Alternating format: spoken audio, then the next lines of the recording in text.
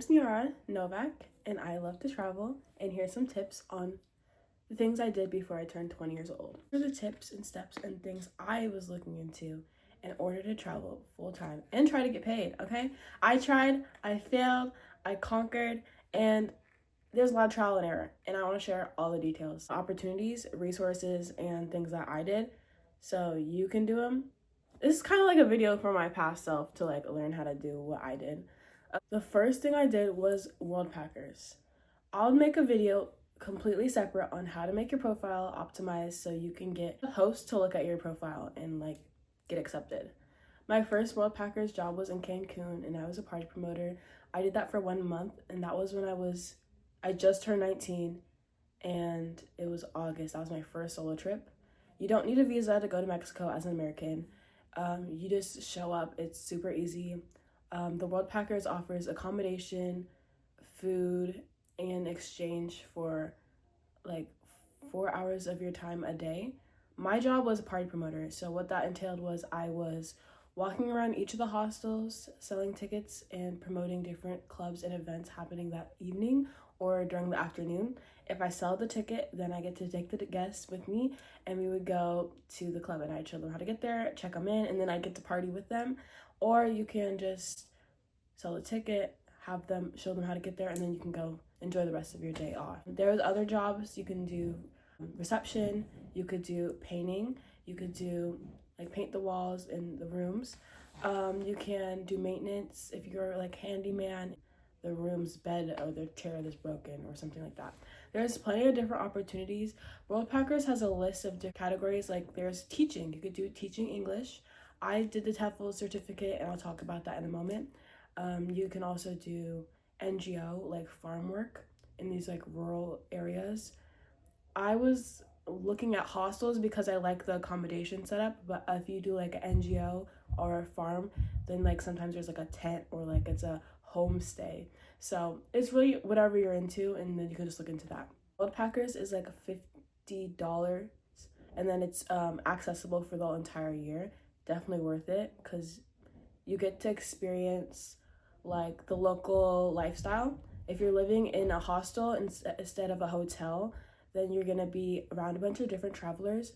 You're gonna have the local people who work there at the hostel, let's say their reception, that they're locals in that country, they're looking out for you. You're an employee, kind of. It's a culture exchange. You have someone who's looking after you, making sure you're safe. That's why I recommend it to solo travelers. So I said the trusted house sitters.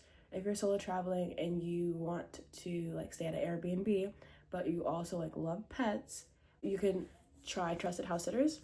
It's a fee, I forget how much. You select the dates that you're available in this certain area, and you usually have to optimize your profile to make sure you love animals and you're not just trying to get a free stay. If there's not pets there, it's just a home sit, just making sure everything's neat and tidy, organized. There's also a website called Aupair World. I did childcare, and I had my parents did foster care growing up. We always had little kids in and out the house. So I wanted to do Aupair World because it's a culture exchange. You live with the family. You're essentially a nanny for the family. And I think you get paid a little bit, but it's mainly just for the experience. And you can go on that website. I could talk about that in a separate video with worldpackers if you're interested on how to make a profile. You could do workaway. It's like worldpackers, but I haven't tried it. I really liked worldpackers. I think it's more for younger audience. To get paid, let's talk about getting paid. Okay, the video cut out, my storage is full, but I still got some gems to drop for under 21-year-olds to get paid to travel. You can teach English as a foreign language. You get your TEFL certificate. I got mine with International TEFL Academy. It's accredited, 100 something hours of online learning, and then you have tests you take, assignments that you turn in each week, discussion board posts, you're talking with other students. It's pretty cool. I made a video, and it was more like an assignment. I had to make that video for an assignment. So if you want to check that out, do that. I think it was pretty rigorous. People are suggesting that you go on Yelp and find a TEFL certificate that's $30 or $5 and just take it for 30 minutes or something, and then just go to the country and teach. I don't think that's the best decision. If you're under 20, then, or 21, if you're under 21, you probably haven't had that much teaching experience. My background was teaching children as an assistant teacher, preschool teacher. But if you haven't had any experience in the classroom, definitely take International TEFL Academy's course. I can put like a reference code in the description box. There's a list of countries that you don't need a degree to travel, and they also have like the template. I'll put it in the link below.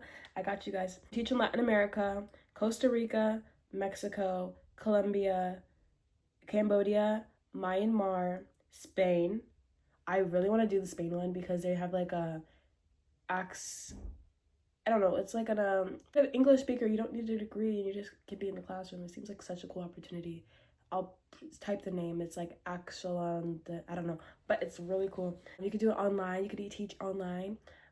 There's Cambly, there's Preply, and there's a list of Palfish. There's like a list of different opportunities online. Put it down below in the description. International TEFL Academy has like so many YouTube videos. So I like their Instagram too because they have like people come on, do a story of what it's like teaching in that country and like a behind the scenes. You get a feel for it. I taught English in Australia to Japanese students on the working holiday visa. So you can do working holiday visa and get paid to work in a different country. So you get paid to travel essentially. The visa was about $500 and then it gets approved within minutes. I'm not even joking. You can book your flight, but the way to look up jobs to get a working holiday visa is go on Facebook groups and type in working holiday visa Australia, and then you just find a bunch of Facebook groups and search. I got lucky. There's this English teaching school in Australia. I needed the practicum hours for the teaching English as a foreign language certificate. You need to do the whole entire coursework. Is an open window for you to teach, get your practicum hours. You don't have to teach in a classroom. You could volunteer at like an English after school program. You can volunteer with someone who speaks English as a second language, tutor them. Then you can submit that and send it into International TEFL Academy, and then you can get your TEFL certificate. It's pretty cool. It is pricey. That certificate that I bought was like $1,000 something, and I bought that, and then I was living paycheck to paycheck because I just was down. I was just down bad, guys. I really wanted to travel. I really wanted to just like see what was out there. So that's what I did. I spent that last bit of money and bought that certificate. So the working holiday visa, there's Australia, New Zealand. Let me look. But I chose those like 3 because you don't need to like be a student. You don't need to like, it's just a working visa. You don't need to have a degree. You don't need to like, it's just, you just go, you work, easy peasy. Like Australians and New Zealand people, they speak English. Not much of a culture shock or difference. It's pretty easy to adapt to. Definitely consider it. You get the visa. You want to do it? Okay. You book your flight. You found your job. You're emailing your job back and forth. You give them your flight date, your visa, you're setting up, and you're talking with them. You're approved to work. Amazing. You get there. You need to get your Commonwealth bank account set up. You need to get a TFN number. And if you're really interested, if you're doing this for real, I'll put this in the description. Then you're going to need to get a cell phone line and data, like from an eSIM, and you can get that at the grocery store. Yeah, basically set to go. That's pretty much all my gems. That's all I got. Oh, I'm just joking. I have another one. I bought a few different ebooks on UGC content creation.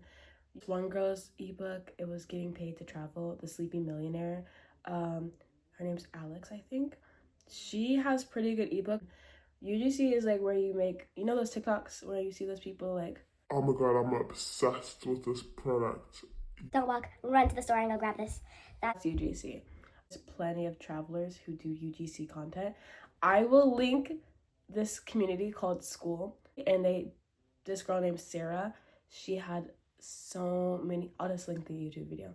She has so many videos on how she was able to full-time travel and get paid to make content for different hotels, resorts, bikini brands, surfing stuff. Like, she has so many gems. I'll link it below. Okay, that's all the gems I have for today. But if you enjoyed the video and enjoyed what I shared, if it was helpful, please comment what like you thought you'd try next.